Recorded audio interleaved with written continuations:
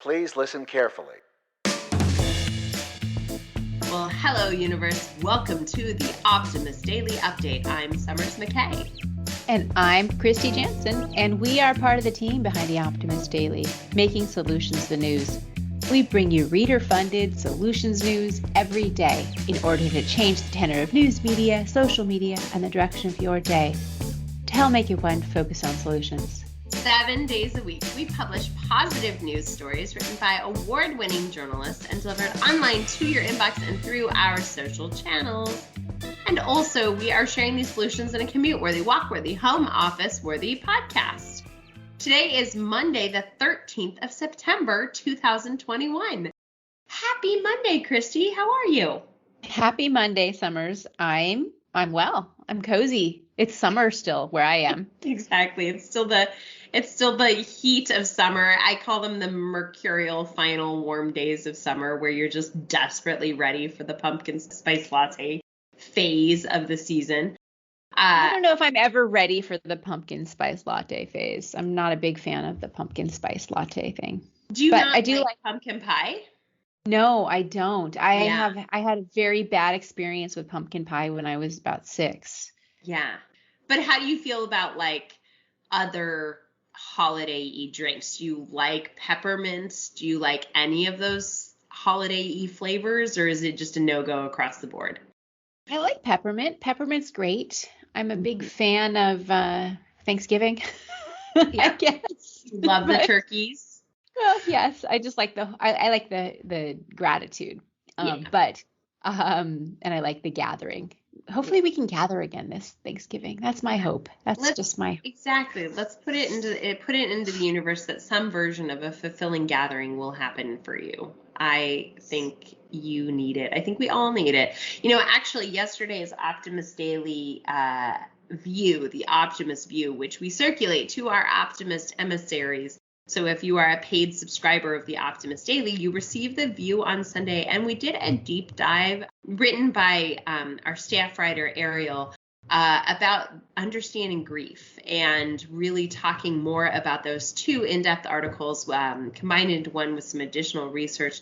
And knowing that the world is still, there's still a fair amount of grief going on and that there's just been a lot of hardship lately. And I think as it is Mental Health Awareness Month, as we are staring down the holiday season, it is something that is just continues to be really important that we care for our mental health and care for one another. So, Yeah.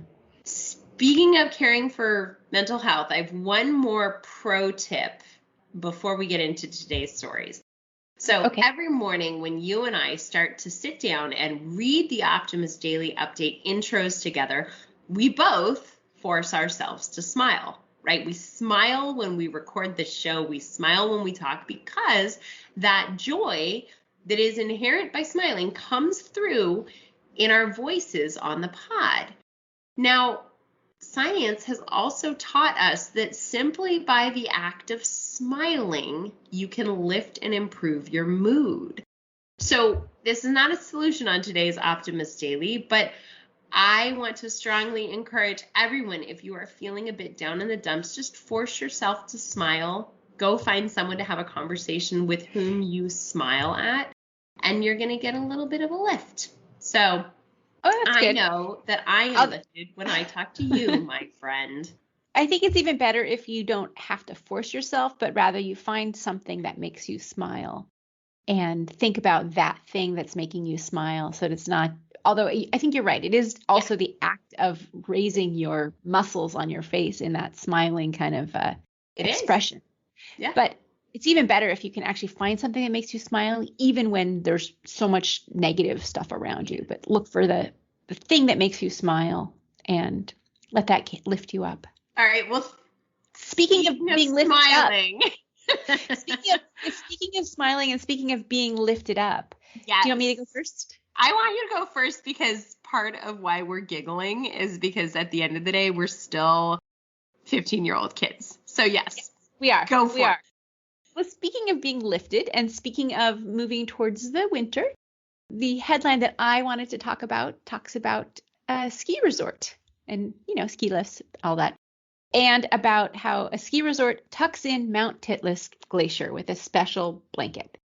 Okay, And really yes, quickly, that we did have to Google and did listen to Google how to pronunciation. pronounce the name of Yes, this mount to make yes, sure it was, in fact, Mount Titlis. And it it's Mount is. Titlis. It's in Switzerland. I'm sure it means something different there than it means here. But of course, that made me laugh. And so I had to also share that with everybody All right, so today. independent of the funny headline, continue. But it's also a great story. It's not just a hilarious name that makes us English speakers laugh. It is also an article about ski resort staff in Switzerland that is working together to try to mitigate one of the effects of climate change and slow down the melting glacier by covering it with a blanket, literally with a blanket. So Mount Titlis, which stands at 3,238 meters, which is 10,623 feet, has been undergoing large losses of ice from its glacier over the past few decades. And this is something that's happening all over the world.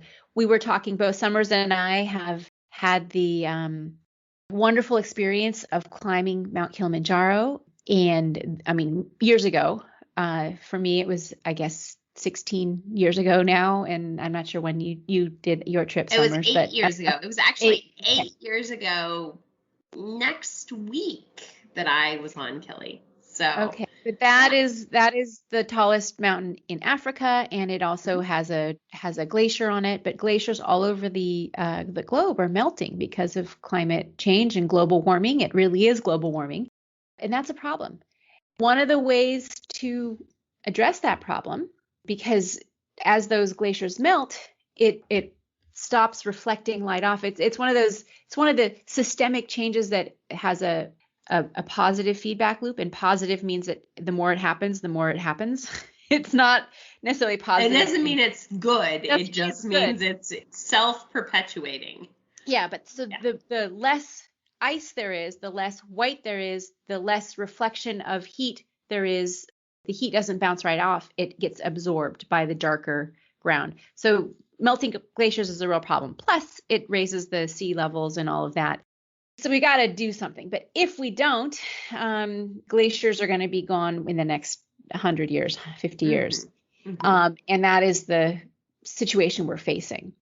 One way to slow that down is they're trying to increase the albedo effect, cover the glaciers however they can to keep them from evaporating and melting. And so that's what they're doing here at this ski resort. And it's also about protecting livelihoods, because you can't have a ski resort if there's no mountains to ski on. Yep. There's no ice, no snow. So in order to slow down the melting, workers from one of the local skiing resorts have been continually sewing together protective fleece blankets, which help reflect the sun's rays and radiate the sun's energy back into the atmosphere instead of feeling the heat on the glacier, and also keeps the snow cool underneath. Mm-hmm. And then that collected snow is also used to fill in the glacial cracks to help hold and lift supports in place that are fixed into the ice. So it's a big community effort, and it's all about shoring up the glacier that is still there. The blanket, which right now covers a cumulative area of more than 1 million square feet, which is pretty large, and it's spread over the glacier by a handful of employees who work tirelessly from around 5 to 6 weeks before they have to spend 2 weeks peeling it off when winter comes. So this happens when it's not the winter season, when the snow doesn't cover the glacier, but rather the glacier, which is always there, which is melting when it's hotter out. It's covering it up and keeping it cold. So they're laying it out and then pulling it back for winter and laying it back out. It's like they're tucking in this. They're tucking it in, resort. Keeping it cool. It's like, putting it in its little cooler until the air around it gets sufficiently cool enough. Anyway, I love the collaborative community nature of this solution. Yeah. I think that it's so fun to just sort of come up with different ways. And I also love that there's an acknowledgement that the loss of this glacier will really adversely affect the economic viability of this area. So I wouldn't say, I guess, that I love that, but I appreciate that we are recognizing that viability and economies are affected by our evolving climate. It's a really, really sweet solution and a pretty cute story. Yeah. So that was mine. And I think both of us have stories about cold places, right? We do. So I am stepping in this week to help the writers. We've got some people on vacation.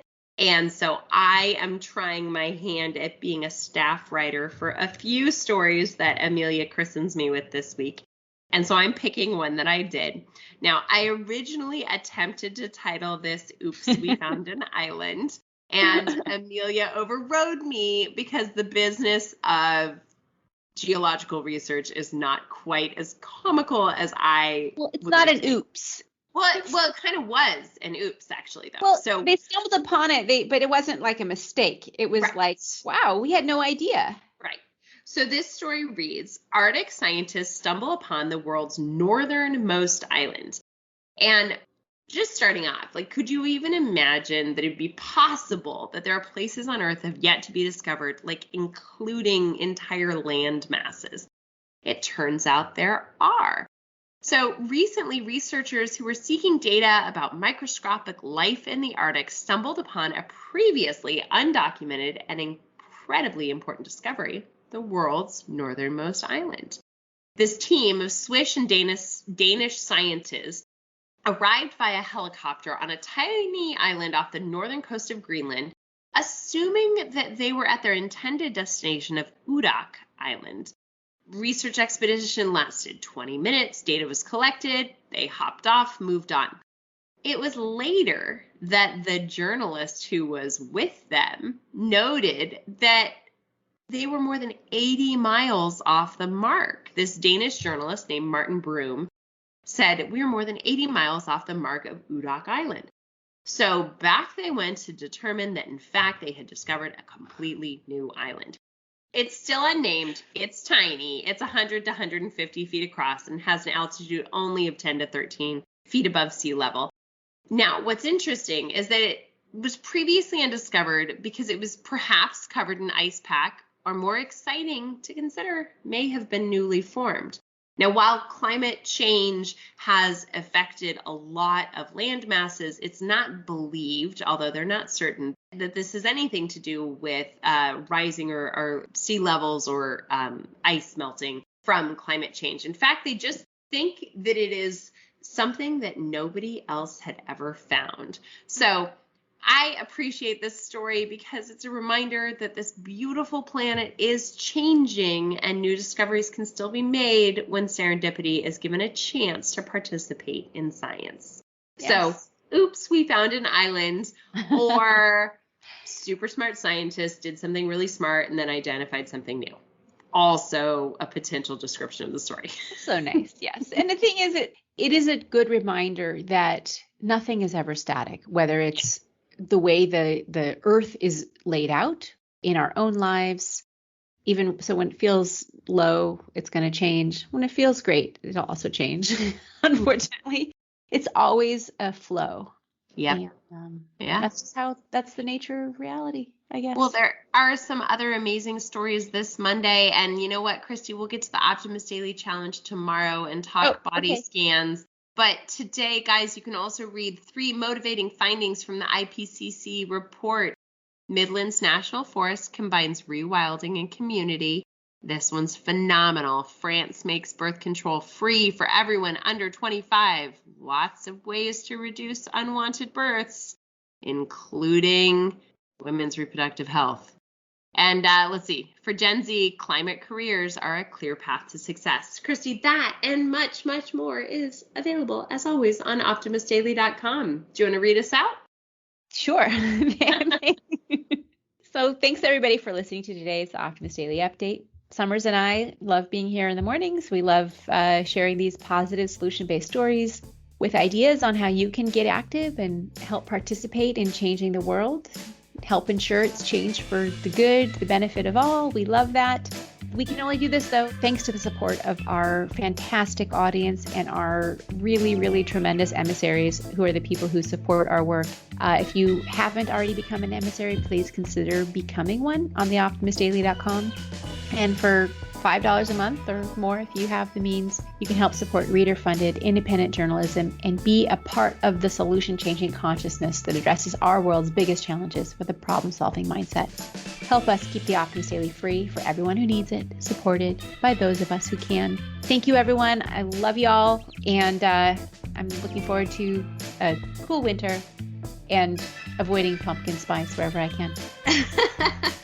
Hey, it's not for everybody, but don't hate on it. Little rituals make life better. Little rituals like listening to the Optimist Daily Update. Bye, guys. We'll see you tomorrow.